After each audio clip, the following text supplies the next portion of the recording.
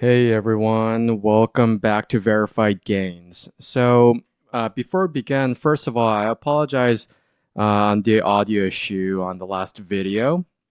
Um, you know, a few were giving me a little feedback there, and I really appreciate it. I think it might have been the recording software or the mic. I'm not quite sure what happened. And it was a little strange because it ended up transcribing, but could not retrieve the audio for some reason. And I thought about, remaking the whole video, but I ended up not doing that. And, today, for example, apologize ahead of time if I sound a little nasally. Right now, I have a little bit of a, I'm not, you know, like, uh, really sick, but having a little bit of a sore throat right now. So I'll try my best to sound pleasant, but I apologize if I do sound a little bit congested. Okay, so let's dive right in into the Bitcoin chart. So, by the way, I did make a separate post saying what I meant to say in the last video. I, made a few points.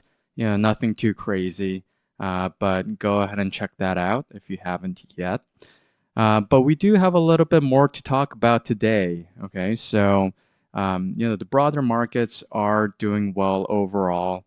Still a lot of talks going on in terms of macro, the trade news and whatnot. But let's focus more on the technical analysis aspect. And today actually is a very important day because I'll explain why.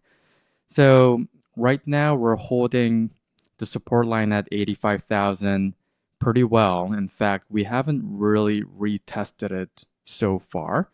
And seemingly, we're in this quote unquote dead man zone, as I like to call it, basically in the middle of nowhere, not really knowing which direction we might go. Either we retest 85,000 or we break above 98,000 drawn over here.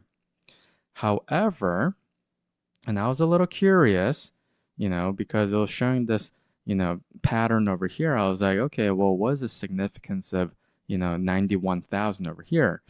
And one thing that we haven't looked at it in a while is the Pi cycle top indicator. And what do you know? So hold on, let me see if I can. So if we zoom in over here, you'll notice that actually we happen to be retesting the 111-day moving average over here as depicted by this red trend line. So that's where we are. We finally broke back above 111-day moving average, and we are simply consolidating above this. And this is significant because at this point, don't be surprised if we start seeing some explosive movements to the upside. We have seen this many times, in the past, back in 2017, back in 2021. Really, the major difference during this cycle was that, and correct me if I'm wrong, but I cannot remember the last time where we stayed below 111-day moving average for this long. I mean, basically, the drawdown started end of February and lasted nearly 2 months. So that was a significant drawdown below 111-day moving average. We're finally above it after 2 months, and from here, really, I'm expecting some explosive movement. And if past data serves me correctly, really the next target eventually down the road, okay, down the road, closer to September, is above the 350-day moving average times two, which right now is $154,000. So, and to all the new subscribers, you may not have time to watch all the 50 plus videos that I've made in the past, but you know, I mentioned before, I'm not doing price prediction, okay, and I kind of explained why in one of the videos, why I don't do price prediction. Um, But if I were to, then at the very least, I think Bitcoin is going to go to 150,000. Just just looking at the price cycle top indicator. Okay. Um, and usually we actually shoot above that.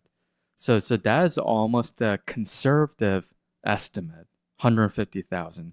So you heard it here, 150, $154,000. That's a conservative estimate of the potential Bitcoin price during this cycle. Okay. And by the way, I'm clicking a lot of X's here to all the new subscribers. Hey, if you have money to subscribe to TradingView, put that money into cryptocurrency. Well, that's what I tell myself. Um, Anyways, so I just want to talk about the Pi cycle top indicator very quickly. Let's quickly move on. So on the last video, I briefly talked about Ethereum, how it's sort of really been lagging this whole cycle.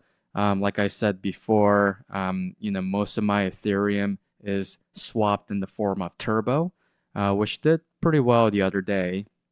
So I was pretty happy about that, but we're still down a lot. So still a long ways to go. Let's quickly move on to Solana, my favorite uh, layer one, if you will. And over here, so we're still, above $126. I thought, today when this candle was initially red, I was actually thinking maybe we're going to go back down to $126 and retest it.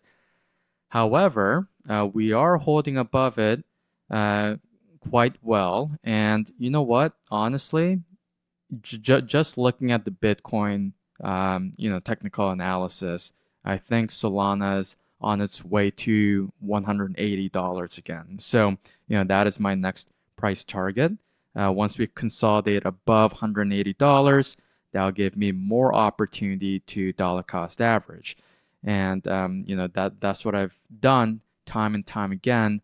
Not quite here, but actually over here. So end of December, through January, every time we retested 180, I dollar cost averaged heavily into Solana. So that is my next price target. And last but not least, my favorite meme coin. These days is hard to almost, make a video without mentioning POPCAT. So here we are. Okay, so POPCAT, um, yesterday we had a red candle, as you can see over here. So I put more money into PopCat, and so far I'm very happy. Let me just pull up my account over here off screen.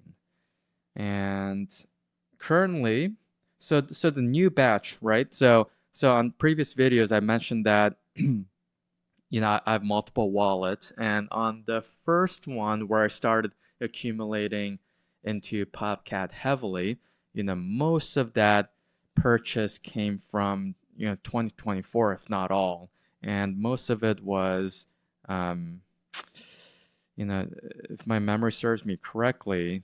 I mean, unfortunately, unlike Turbo or Dog With, I did not initially have a 10x jump. Um, PopCat, I actually believe I bought it like once it was up in, like the 20-cent range. So from March all the way to, you know, like November.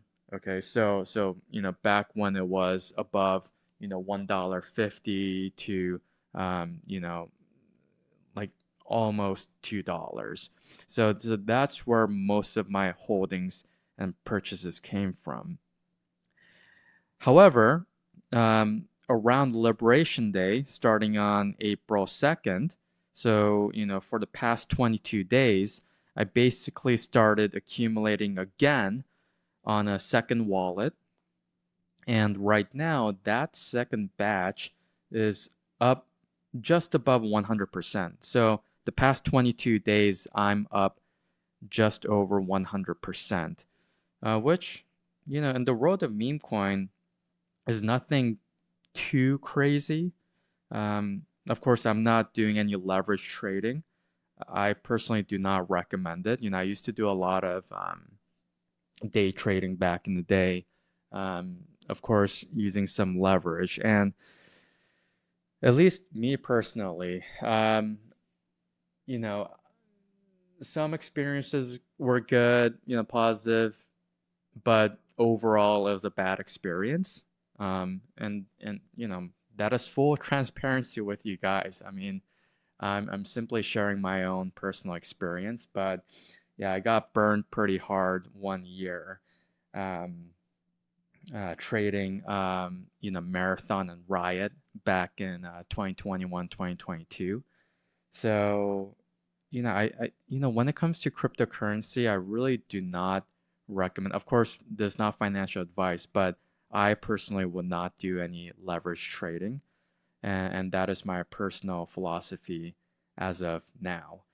So, anyways, the video's getting a little long. I really do appreciate any feedback. So, if you guys haven't already, please subscribe, especially if you're into Solana and or PopCat. And comment down below anything you guys want to talk about, any questions. I'll be honest, I don't have all the knowledge. These videos that I make, it really is sort of like a podcast style. I'm just talking about my strategy. But that said, I've been in the crypto space for 8 years now. So, it's been a fun journey, but I hope to build a community here. So if you guys have any suggestions, please let me know. Otherwise, thanks for watching again and thanks for listening in. I'll see you guys later. Bye bye.